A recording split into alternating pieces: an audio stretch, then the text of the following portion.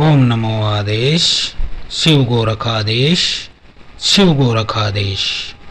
तो प्रेमी भक्तजनों, आज के वीडियो में हम आपको माता दूतनी मसानी के संबंध में बताने वाले हैं और हम यह कहते हैं कि यह वीडियो देखने के बाद आपको दोबारा से कहीं ज़रूरत नहीं पड़ेगी चक्कर काटने की कि माता दूतनी से संबंधित कोई ऐसी चीज़ रह जाए जो आपको न पता हो। यदि आपके भीतर 1% भी दिमाग है, 1% भी बुद्धि है, तो आप पूरी तरह से समझ जाओगे कि माता दूतनी का जो खेल है, तंत्र का जो माया जाल है, वह क्या है। तो मित्रों, माता दूतनी जो है वह तंत्र की महारथी है। महारथी बोलिए उनको, उनके समान कोई शक्तिशाली नहीं है तंत्र में। और यदि यह किसी व्यक्ति के पास इनकी सिद्धि हो जाए या फिर इनकी कृपा हो जाए तो वह हर तरह के तंत्र को काट सकता है, चाहे मुस्लिम तंत्र हो, बंगाल का तंत्र हो, पूर्व का जादू हो, तिब्बत का जादू हो, नेपाल का जादू हो, कोई भी जादू हो, माता दूतनी का भगत उसे काट ही देता है। क्योंकि माता दूतनी एक ऐसी शक्ति है, यह भूत प्रेत जिन चुड़ैल डायन डाकनी हाकनी साकनी लाकनी, किसी पीर, किसी ब्रह्म, किसी बेताल, किसी भी शक्ति को छोड़ती नहीं है। यह इतनी भयानक शक्ति है, इतनी आक्रामक शक्ति है। तो यह हमने जाना माता दूतनी के विषय में। अब हम जान लेते हैं इनका धाम कहाँ है। इनका धाम हरियाणा के पानीपत जिले के पाथरी गांव में है और पाथरी गांव में होने के कारण इन्हें पाथरी वाली माता भी कहा जाता है और माता दूतनी मसानी भी कहा जाता है। 70% के आसपास जो भगत लोग हैं, जो तांत्रिक ओझा गुनिया सोका है, वह इस क्षेत्र में माता दूतनी की शक्तियों का ही प्रयोग करते हैं। बेशक आप उनके दरबार में जाते हैं, वह कहते हो कि माता दुर्गा की चौकी है, काली की चौकी है, भद्रकाली की चौकी है, चंडी की चौकी है, शीतला की चौकी है, चाहे वह किसी भी देवी का फोटो लगाए बैठे हों दीपक जला के, लेकिन यहाँ क्रिया केवल 2 शक्तियां ही करती हैं, एक माता दूतनी मसानी, दूसरी माता मदानन। इनके अलावा कोई शक्ति काम करती ही नहीं है, क्योंकि जमीनी सतर के फील्ड के यह अधिकारी होते हैं। अब देखिए, आपका एक राज्य है, उसका एक मुख्यमंत्री है, उसको किसी गांव में कोई कार्य कराना है, किसी व्यक्ति के पास कुछ भेजना है या कुछ उससे छीनना है, तो वो मुख्यमंत्री स्वयं राजधानी छोड़कर उस व्यक्ति के गांव में नहीं जाएगा, वो वहां से कॉल करेगा जिले के डीएम को। और जिले के डीएम कौन है? वह होती है माता शीतला। उसके पश्चात उसके क्षेत्रपाल को, उस गांव के यानी कि कोतवाल को कॉल किया जाता है। कोतवाल के बाद वह अपने से नीचे की शक्तियां यानी कि एएसआई हो गए, कोई हवलदार हो गए, इनको भेजते हैं, तो वह जाके उस कार्य को करते हैं, स्वयं मुख्यमंत्री नहीं करते हैं। तो जितनी भी देवियों की चौकी है वहां पे माता दूतनी बहुत ज्यादा कार्य करती हैं और तीव्र गति से कार्य करती हैं। भक्ताई में जिन लोगों को जाने का बार बार मन होता है, बार बार मन में विचार उठता है कि हमें भगत बन जाना चाहिए, कोई दरबार लगाना चाहिए, कोई चौकी लगाना चाहिए, वह सब माता दूतनी के ही कारण होता है। जिनकी यह कुल देवी होती हैं या फिर जो इनकी पूजा करते हैं, उन लोगों के मन में यह स्वयं ही विचार डालती हैं कि तुम्हें भक्ताई में चले जाना चाहिए। क्योंकि आप शक्तियों को नहीं ढूंढ सकते हैं, शक्तियां आपको ढूंढती हैं। देवी आपको ढूंढती है, तभी आप भगत बन पाते हैं। कभी आप यह सोच रहे हो कि आप कुछ करके, शक्तियां प्राप्त करके चौकी दरबार लगा लोगे, लोगों का भला कर लोगे? नहीं, शक्तियां स्वयं चुनती हैं कि हमें किसके माध्यम से यह जन कल्याण करना है। तो यह हो गया। अब जिसकी भी यह कुल देवी है या जिसके ऊपर इनकी कृपा है, उसका भक्ताई में जाने का बार बार मन करेगा। इनके साथ अनेक शक्तियां चलती हैं, जिनमें वीर चलते हैं, 5 बावरी चलते हैं, 5 बावरी इनके साथ चलते हैं। माता श्याम कौर हो गई, बागड़ वाली शक्तियां हो गई, चौराहे की जितनी भी शक्तियां हैं, वहां क्षेत्र के जितने भी मसान हैं, वह माता दूतनी के अंतर्गत ही चलते हैं। इनके साथ एक धनदा मसान होते हैं, जो कि धन के कार्यों में लिप्त रहते हैं। यदि यह किसी से रुष्ट हो जाए तो वह धन दामसान उस व्यक्ति के घर में पैसों की कमी कर देता है, उसके घर में बरकत रहती ही नहीं है, इनकम होती नहीं है। और जिस पे माता दूतनी का अच्छा प्रभाव होता है तो वह धन दामसान उसके घर को धन से भर देता है, चारों तरफ से रास्ते खोल देता है उसकी कामयाबी के। अक्सर यह गड़े हुए धन को भी प्राप्त करवा देता है, और सट्टे लॉटरी के नंबर देने में तो इसका कोई शानी ही नहीं है, कोई जवाब ही नहीं है। तो यह माता दूतनी के अंतर्गत ही चलने वाली शक्तियां हैं। अब यदि यह रुष्ट हो जाए तो क्या होगा? आपके घर में पैसे का इतना अभाव हो जाएगा कि पैसा ढूंढना मुश्किल हो जाएगा। यदि आप कोई काम धंधा करते हैं, नौकरी करते हैं, रोजगार करते हैं, तो वह आपका छूट जाता है, खाने के लाले पड़ जाते हैं। इतनी इनके जबरदस्त पावर है, और यह ऐसा परेशान कर देती हैं कि आपका मरने का मन करता है। आप सोचने लग जाते हैं कि अब जीने का कोई फायदा नहीं, इससे तो अच्छा मर ही जाऊं। तो इतना तगड़ा पावर है इनका। अब इसमें बीमारी क्या क्या होती है? आपके जीवन में, आपकी फैमिली में बीमारी घर कर लेती है। परिवार का कोई ना कोई सदस्य बीमार रहने लग जाता है। आप जितना भी पैसा कमाते हैं वह सारा डॉक्टरों के पास, दवाइयों में, मेडिकल रिपोर्ट में आपका जाता है।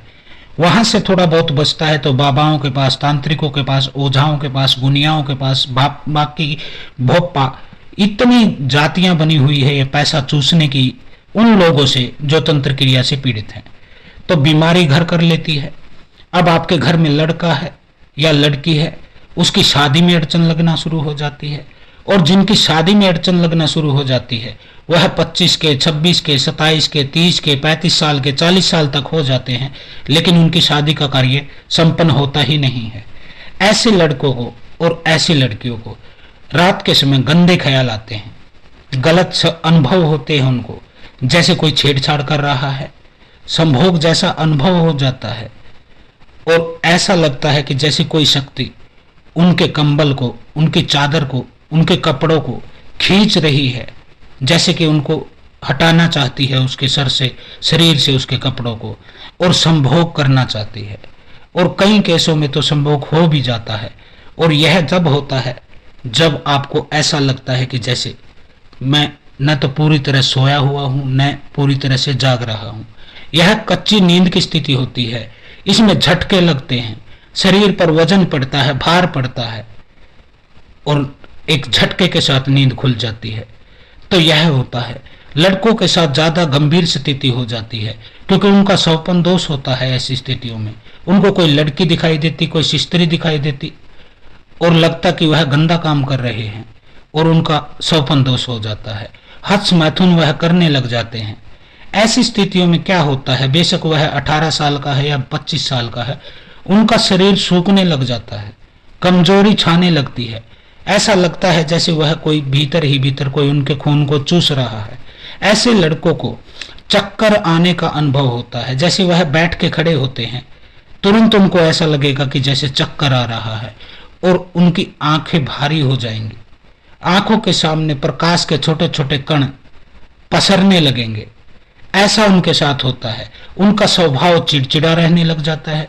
अब चिड़चिड़ता तो रहेगा ही भाई, वीर्यनाश भी हो रहा है, ठीक से सो भी नहीं पा रहे हैं। सुबह उठते हैं, शरीर ऐसा टूटा टूटा सा मिलता है जैसे किसी ने पीट दिया है। बिल्कुल दर्द होता है शरीर में। ऐसा इसकी क्रिया में होता है। तो यह सब माता दूतनी के लक्षण मैं बता रहा हूं, जिनकी यह कुल देवी है और जिसके ऊपर इसकी मेहर होती है, और वह गद्दी दरबार नहीं लगा रहा है। तो क्या होता है, ऐसा व्यक्ति किसी को गुस्से में कुछ बोल दे तो वह बात पूरी निकलती है, सच हो जाती है। कि किसी को बोल दिया तू मर जा, तेरा हाथ पैर टूट जाए, वैसा ही हो जाता है। लेकिन यदि वह व्यक्ति अच्छी बात बोले तो फिर पूरी नहीं होती है, क्योंकि उसकी बुद्धि भ्रमित रहने लग जाती है, बुद्धि भ्रम में रहने लग जाती है, उसको सवारी भी आने लग जाती है कुछ दिनों के पश्चात। तो यह सवारी क्या आती है, न तो यह खुल के बोलती है, न खुल के बात करती है, सुअर के भोग की मांग करने लग जाती है। ऐसी स्थिति आप जूझने लग जाते हैं। परिवार में अचानक से मृत्यु हो जाती है, किसी को कैंसर की बीमारी हो जाती है, नसें ब्लॉक हो जाती हैं, हार्ट अटैक आ जाता है। ऐसे मृत्यु होने लगे तो समझ जाना कि माता दूतनी आपकी तरफ कुदृष्टि किए हुए है। कई लोग कहते हैं गुरुजी हमने थान बना लिया है माता का, दूतनी का, लेकिन हमें लाभ अब भी नहीं मिल रहा है, बल्कि उल्टा नुकसान हो रहा है जितनी भी पूजा पाठ हम कर रहे हैं। तो इसका क्या कारण है? इसका कारण साफ साफ है बेटा। आपने जब थान बनाया था तो आपने किसी योग्य व्यक्ति से, जो कि कोई भगत है, कोई तांत्रिक है, कोई सिद्ध है, कोई योगी है, कोई ऐसे व्यक्ति से, जानकार व्यक्ति से इसकी स्थापना करवानी चाहिए। ऐसा नहीं कि आप खुद ही ईंट उठा लाए और मसाला बना लिया, सीमेंट लगा दिया और थान बना लिया और लगे पूजा पाठ करने। ऐसे नहीं होता है। दिव्य शक्तियों को जो है उनको धाम से लाया जाता है। उसमें आपके गुरु को आपके साथ होना चाहिए। आप वहां से दीपक के रूप में लाएं, मिट्टी के पिंडी के रूप में लाएं, या फिर किसी भी रूप में आपके गुरु के पास जो भी विद्या है, जो भी उनको ज्ञान है, उसके माध्यम से आपको इनको लाना चाहिए।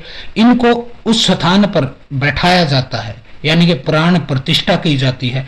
उसके बाद ही आपको कुछ फायदा मिलता है।